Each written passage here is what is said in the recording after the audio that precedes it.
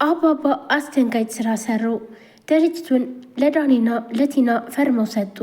ቲናም ከዳኒ ጋር በጣም ተደሰተች። ትሁትም ያየችውን ማመን አቃታት። በጣምም ተናደደች። ዳኒም ይህ በመሆኑ በጣም ደስተኛ ሆኖ እያለ ትሁትም በጣም ተናዳ እራሷን ስታወደቀች። ካሌብም አባባ ባደረገው ነገር ትክክል እንዳልሆነ በጣም ተናደደ። ይህ ነገር እንደዚህ መሆን የለበትም ነበር በማለት ይበሳጫል። አባባም ለዳኒም ሆነ ለቲና ይህ ነገር ያስፈልጋቸዋል፣ ከምንም በላይ ሽልማት ያስፈልጋቸዋል።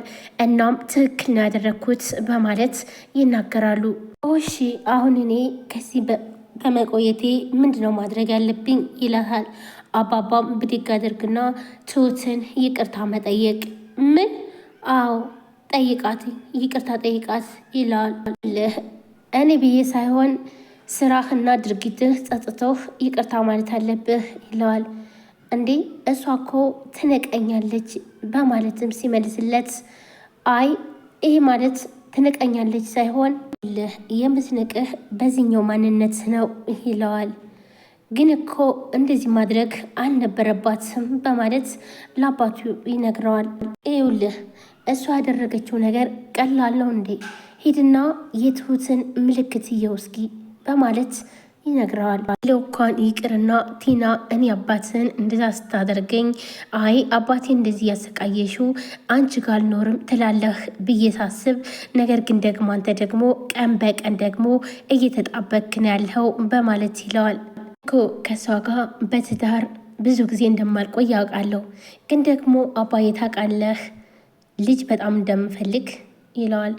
አዎ አውቃለሁ ልጄ ትፈልጋለህ፣ ግን ደግሞ በድፍረት ፍቅረኛዋን እዚህ ቤት ድረስ ያመጣችው ልጅ ከአንተ ልጅ የምትወልድ ይመስላል ብሎም አባቱ ይነግረዋል። ካሌብም ግራ ተጋብቶ አላቅም ይለዋል። ይኸውልህ ካሌብ ቆም ብለህ ማሰብ አለብህ ይለዋል። እሺ ታዲያ አባቴ ምን ባድረግ ነው የሚሻለኝ? ዝም ብዬ ላባራት በማለት አባቱን ጠይቀዋል። ይሄን እኳ እንዳታደርግ አታባራት እና ታዲያ ምን ባድረግ ነው የሚሻለኝ ብሎ ካሌብም አባቱን ጠይቀዋል። ይኸውልህ እዚሁ ነህ ሁሉንም ነገር ተመልከት ይለዋል። እናም እንዴት ብዬ ነው የምመለከተው በማለት ካሌብም አባቱን ምን ማድረግ ነው የሚሻለው በማለት ሲጠይቀው፣ ግን ደግሞ ይኸውልህ እኔ ሁሉንም ነገር አስተካክላለሁ መጀመሪያ ጥራትኝ ይለዋል። ግን ደግሞ ትሁትንም ይቅርታ በመጠየቅ አለብህ ሲለው፣ እንዴት ብዬ ነው ይቅርታ የምጠይቃት በማለት ሲል፣ እኔ ትሁትን አስጠራታለሁኝ ብሎም አባቱ ይለዋል። ካሌብም በዚህ ጉዳይ ተስማማ። ሰላም ውድና የተከበራችሁ የቻናል ቤተሰቦች እንዴት ናችሁ? እኔ በጣም ደህና ነኝ። ለዚህ ቻናል አዲስ ሆናችሁ ሰብስክራይብ፣ ላይክ፣ ሼር በማድረግ ቤተሰብ ናችሁን ከልብን የማመሰግነው። ዛሬም በአዲስ ቪዲዮ መጥቻለሁ። ትሁት ቀጣይ ክፍል ይዤላችሁ መጥቻለሁ። ሁላችሁም ቪዲዮ ላይክ፣ ሼር፣ ሰብስክራይብ እያረጋችሁ ለምታበረታቱኝ ከልብ ነው የማመሰግነው። ይኸውልህ ትሁትን ይቅርታ ብለህ እሷን ማስቀረት ከቻልክ ሁሉን ነገር ታግዛለች በማለት አባቱም ይለዋል። ካሌብም እሺ በቃ አባዬ በምትለይ ነገር ሁሉ እስማማለሁ ይለዋል። ካሌብ ትሁትን ይጠራታል እና እሷም ትመጣለች። እሺ ቁጭ በይ ዛሬ እኔና ቲና የምናዋራሽ ነገር ይኖራል ይላታል። እኔና ቲና ይቅርታ ልንጠይቅሽ ነው ይላታል። ቲናም ይቅርታ ብላ ትላለች። አዎ ቲና መጀመሪያ አንቺ የማይገባ ነገር አድርገሻል፣ ስለዚህ ይቅርታ መጠየቅ አለብን ብሎ ካሌብም ይወስናል። ቲናም ግን ልጅስ ብላ ትላለች። ካሌብም በቃ እንግዲህ የሆነው ነገር ሆኗል፣ ሁሉንም ነገር መተው አለብን ብሎ ለቲና ይላታል። ቲናም በጣም ትጨናነቃለች። እሺ በቃ ይቅርታ ብላ ትሁትን ጠየቀቻት እና አባባም እሺ ሁላችሁም ፈቃደኛ ከሆናችሁ እንድትኖሩ ፈቅጃለሁ ይላል። ካሌብም ትሁት ይኸውልሽ እኛ የማይገባ ነገር አድርገናል፣ የማይገባ ነገር ስለተናገርንሽ በጣም ይቅርታ፣ እኔም በጣም አጥፍቻለሁ፣ እናም ይቅርታ አድርግልን፣ ለዚህ ቤት አንቺ በጣም ታስፈልጋለሽ ብሎ ካሌብም ይጠይቃታል። ትሁትም ግን ደግሞ ማንም ሰው ክብሬን እንዲነካ አልፈቅድም ትላለች።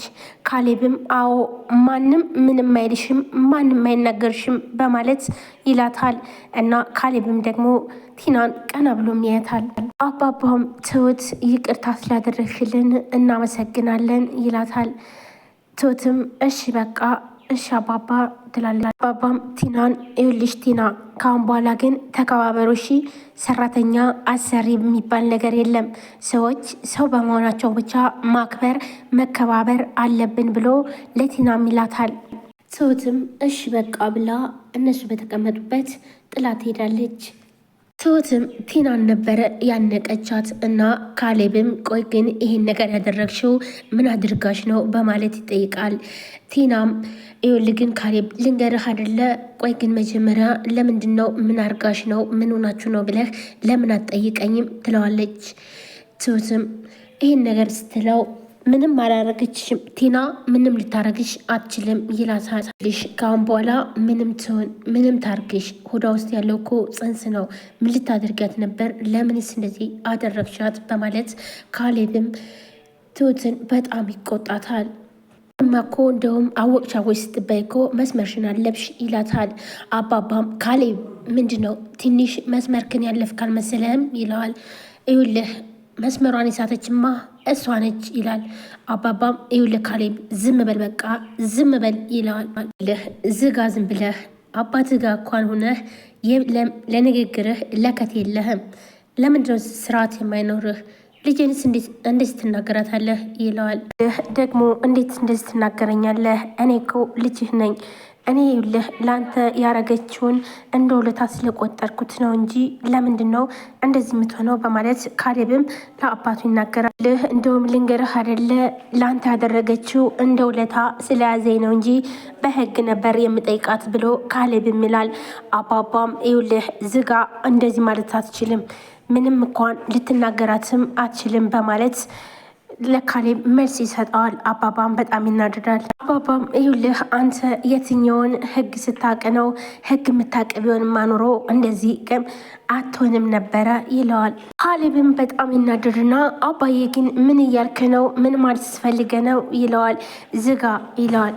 ትሁትም ብድግ አድርጋ አባዬ ይኸውልህ በእኔ የተነሳ አትጣላ በቃ ተው ብላም ትለዋለች።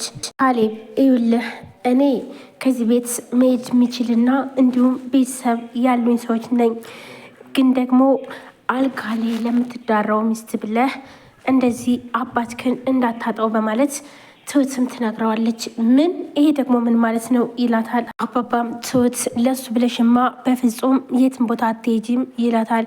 ይኸውልህ አባዬ ሁሉም ነገር ልጅህ አይቷል፣ ለሱ ብለህ ደግሞ እንደዚህ መሆን የለብንም በማለት ትሁትም ትለዋለች። ካሌብ ሁሉንም ሰምተዋል። ግን ደግሞ ለሷ ብሎ የሚናገረኝና የሚሰድበኝ ከሆነ አልታገስም፣ ነገውኑ ነው የሚሄደው በማለት ትሁትም ትነግረዋለች ለአባቷ። አባባና እንዲሁም ትሁት ጥለውት ካሌብን ይሄዳሉ። ካሌብም ግራ ተጋብተዋል። በጣም ምን ማለት እንኳን እንዳለበት አላወቀም። ካሌብም ቲና ጋር ሄድና የሆነውንና እንዲሁም ደግሞ የተፈጠረውን ነገር ይነግራል።